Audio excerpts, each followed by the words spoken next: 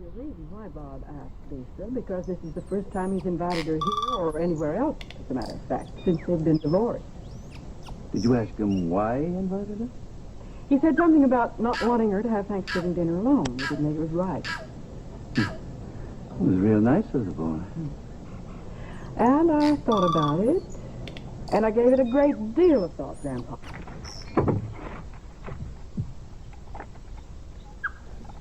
Here is a bulletin from CBS News.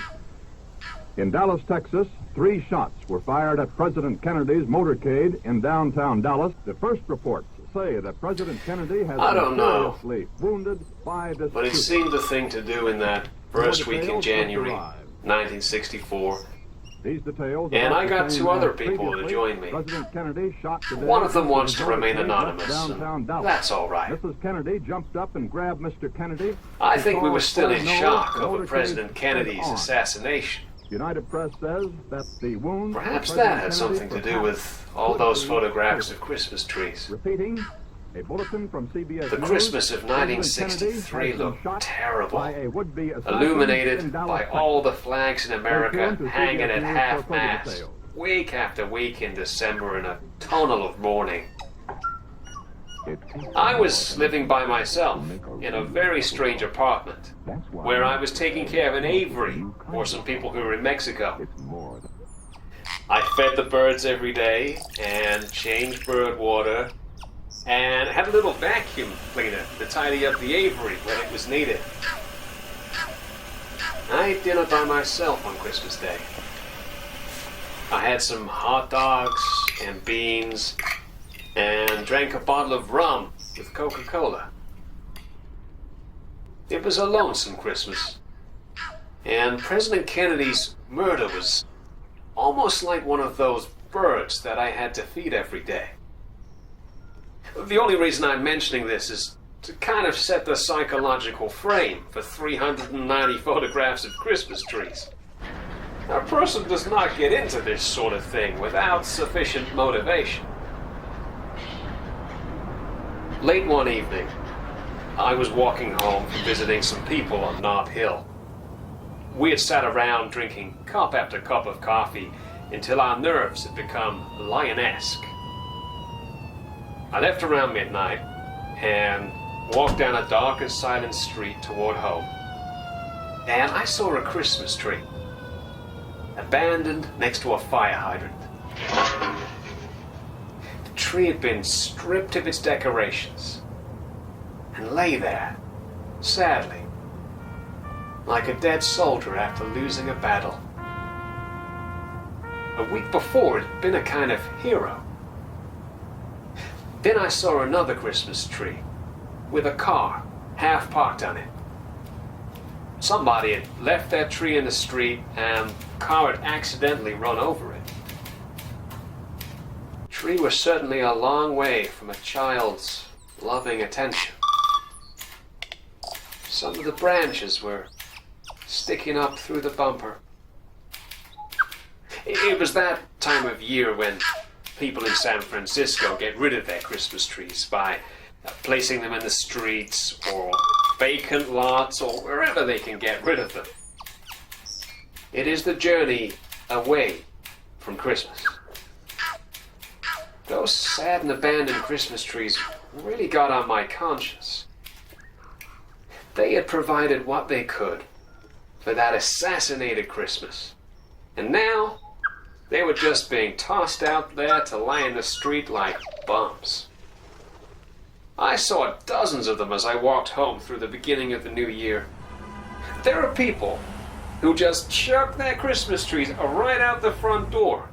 A friend of mine tells a story about walking down the road on December 26th and having a Christmas tree go whistling right by his ear and hearing a door slam. It could have killed him. There are others who go about abandoning their Christmas trees with stealth and skill. That evening, I almost saw somebody put a Christmas tree out, but not quite.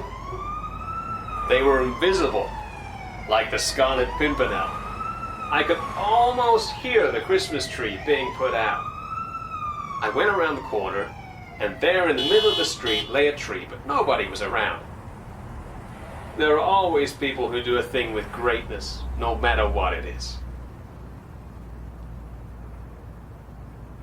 When I arrived home, I went to the telephone and called up a friend of mine who was a photographer and accessible to the strange energies of the 20th century. It was almost 1 o'clock in the morning. I had awakened him, and his voice was a refugee from sleep. "Who is it?" he said. "Christmas trees," I said. "What?" "Christmas trees." "Is that you, Richard?" he asked. "Yeah." "What about them?" "Christmas is only skin deep," I said. "Why don't we take hundreds of pictures of Christmas trees that are abandoned in the streets? We'll show the despair and abandonment of Christmas by the way people throw their trees out." "Might as well do that as anything else," he said. "I'll start tomorrow during my lunch hour." "I want you to photograph them just like dead soldiers," I said. "Don't touch or pose them, just photograph them the way they fell." The next day, he took photographs of Christmas trees during his lunch hour. He worked at Macy's then and went up on the slopes of Nob Hill and Chinatown and took pictures of Christmas trees there. 1, 2, 3, 4, 5, 9, 11, 14, 21, 28, 37, 52, 66. I called him that evening. "How did it go?" "Wonderful," he said. The next day, he took more photographs of Christmas trees during his lunch hour. 72, 85, 117, 128, 137. I called him up that evening, too. "How did it go?" "Couldn't be better," he said. "I've almost got 150 of them." "Keep up the good work," I said. I was busy lining up a car for the weekend so that we would have mobility to take more Christmas tree photographs. The person who drove us around the next day desires to remain anonymous. He is afraid that he would lose his job and face financial and social pressures if it got out that he worked with us that day.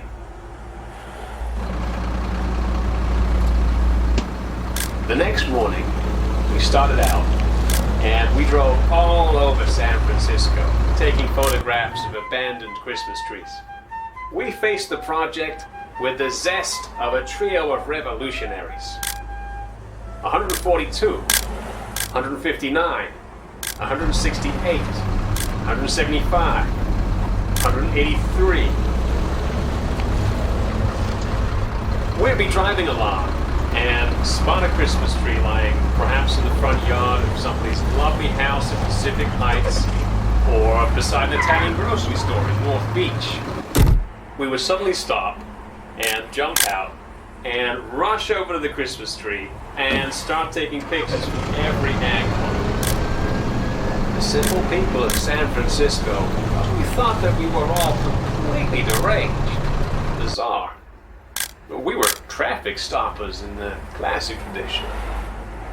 199, 215, 227, 233, 245. We met the poet, Lawrence Ferlinghetti, out walking his dog on Potrero Hill. He saw us jump out of the car and immediately start taking pictures of a fallen Christmas tree lying on the sidewalk. 277, 278, 279, 280, 281. As he walked by, he said, "Taking pictures of Christmas trees?" "Sort of," we said, and all thinking paranoidally, does he know what we were doing? We wanted to keep it a big secret. We thought we really had something good going and it needed the right amount of discretion before it was completed. So the day passed, and our total Christmas tree photographs crept over the 300 mark. Don't you think we have enough now? Bob said. No, just a few more, I said. 317, 332, 345, 356, 307. Now, Bob said, we're driven all the way across San Francisco again, and we're on Telegraph Hill, climbing down a broken staircase to a vacant lot where somebody had tossed a Christmas tree over a cyclone fence. The tree had the same candor as Saint Sebastian, arrows and all. No, just a few more, I said. 386, 387, 388, 389, 390. We must have enough now, Bob said. I think so, I said. We were all very happy. That was the first week of 1964. It was a strange time in America.